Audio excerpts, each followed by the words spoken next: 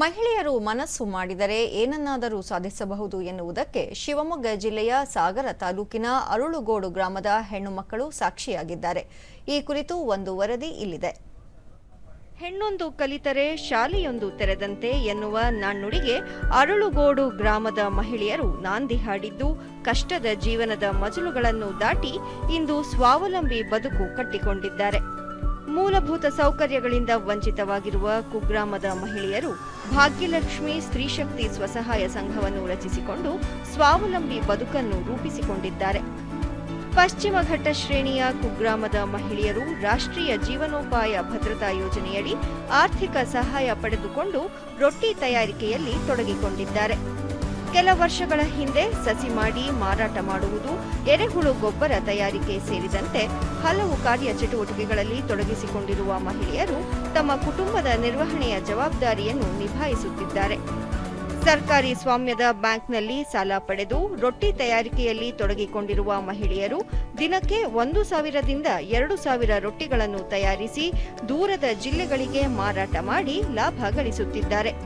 ವಿಭಿನ್ನ ರುಚಿಯ ಖಡಕ್ ರೊಟ್ಟಿಗಳು ಗ್ರಾಹಕರ ಮನೆ ಮಾತಾಗಿವೆ.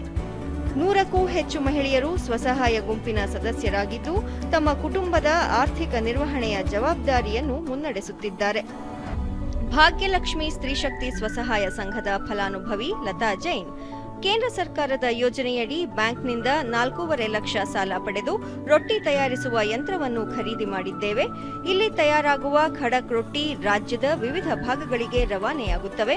ಇದರಿಂದ ನಮ್ಮ ಜೀವನ ನಿರ್ವಹಣೆಯೂ ಸುಲಭವಾಗಿದ್ದು ಸಂಘದ ಮಹಿಳೆಯರು ಸ್ವಾವಲಂಬಿ ಬದುಕು ಕಟ್ಟಿಕೊಂಡಿದ್ದಾರೆ ಎಂದರು. ಮುಖ್ಯವಾಗಿ ಮೋದಿಜಿಯವರು ಮಹಿಳಾ ಸಬಲೀಕರಣ ಆಗಬೇಕು ನಮ್ಮ ಭಾರತದಲ್ಲಿ. ಹಾಗೆಯೇ ಮಹಿಳೆಯರು ಆರ್ಥಿಕವಾಗಿ ಸಬಲೀಕರಣ ಆಗಿ ದೇಶದಾದ್ಯಂತ ಮಹಿಳೆಯರು ಉನ್ನತ ಜೀವನ ಸ್ಥಿತಿಯನ್ನು ನಡೆಸಬೇಕನ್ನೋ ಒಂದು ಕನಸ್ಕೊಂಡು ನಮಗೆ ಒಂದು ಯಾವುದೇ ಬ್ಯಾಂಕಲ್ಲೂ ಕೂಡ ಒಂದು 10,000ದಿಂದ 25 ಲಕ್ಷದ ತನಕ ನಮಗೆ ಸಾಲದ ವ್ಯವಸ್ಥೆಯನ್ನು ಕೊಡಿಸ್ತಿದ್ದಾರೆ. ಅಂಬಿಕಾ ಮಹಾಬಲೇಶ್ವರ್ ತಮ್ಮ ಕುಗ್ರಾಮದಲ್ಲಿ ಸ್ವಸಹಾಯ ಗುಂಪಿನಿಂದ ಏನನ್ನಾದರೂ ಸಾಧಿಸಬೇಕು ಎನ್ನುವ ಅಚಲ ಮನೋಭಾವದೊಂದಿಗೆ ರೊಟ್ಟಿ ತಯಾರಿಕೆಯಲ್ಲಿ ತೊಡಗಿಕೊಂಡು ಇಂದು ತಮ್ಮ ಜೀವನವನ್ನು ರೂಪಿಸಿಕೊಂಡಿದ್ದೇವೆ ಎಂದರು.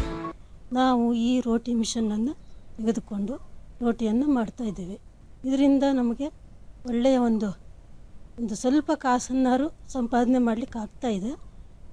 ಇದೇ ರೀತಿ ಮುಂದಿನ ಒಂದು ದಿನಗಳಲ್ಲಿ ಇನ್ನೂ ಹೆಚ್ಚಿನ ಒಂದು ಏನಾದರೂ ಸೌಕರ್ಯಗಳು ಸಿಕ್ಕಿದರೆ, ಇದರ ಬಗ್ಗೆ ಮಾರ್ಕೆಟಿಂಗು ಇದೆಲ್ಲ ಹೆಚ್ಚಿನ ಒಂದು ಇದು ಸಿಕ್ಕಿದರೆ ತುಂಬ ಒಳ್ಳೆಯದಾಗ್ತದೆ.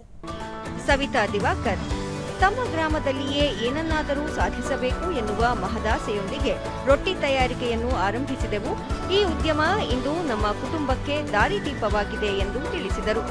ನಾವು ಏನು ಉದ್ಯೋಗ ಇಲ್ಲದೆ ಇರಬೇಕಿದ್ರೆ ಮೋದಿಜಿಯವರ ಇದರಂತೆ ನಾವು ಏನಾದ್ರು ಉದ್ಯೋಗ ಮಾಡಬೇಕು ಅಂತ, ಮತ್ತು ಸಂಜೀವಿನಿ ಒಕ್ಕೂಟದ ಅಡಿಯಲ್ಲಿ ನಾವು ಇದ್ವಿ.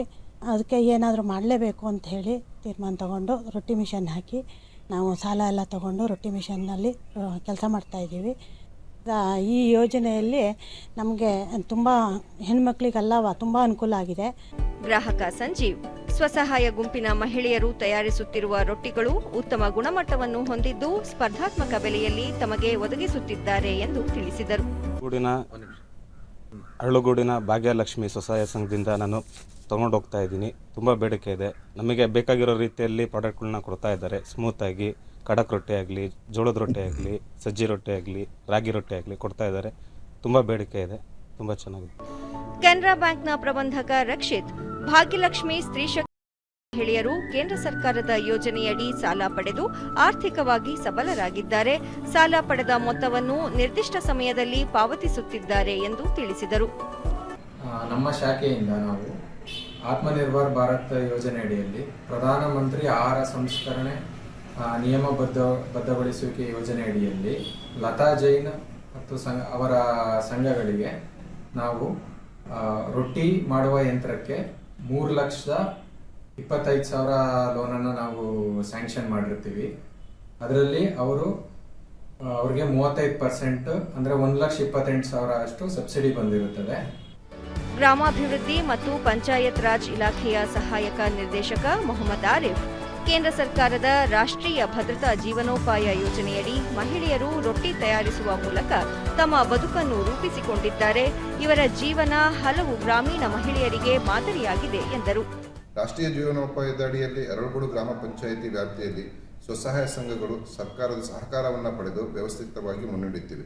ಭಾಗ್ಯಲಕ್ಷ್ಮಿ ಶ್ರೀಶಕ್ತಿ ಸ್ವಸಹಾಯ ಸಂಘ ಅರಳಗೋಡು ಇವರು ರೊಟ್ಟಿ ತಯಾರಿಸುವ ಘಟಕವನ್ನು ಸ್ಥಾಪಿಸಿ ನೂರಾರು ಜನ ಹೆಣ್ಣು ಮಕ್ಕಳಿಗೆ ಉದ್ಯೋಗ ನೀಡುವುದಲ್ಲದೆ ದೇಶೀಯ ಆಹಾರಗಳನ್ನು ತಯಾರಿಸಿ ಯಶಸ್ವಿಯಾಗಿ ಮುನ್ನಡೆಯುತ್ತಿದ್ದು ಭಾರತ ಸರ್ಕಾರದ ಯೋಜನೆಯನ್ನು ಸದ್ಬಳಕೆ ಮಾಡಿಕೊಳ್ಳುತ್ತಿವೆ.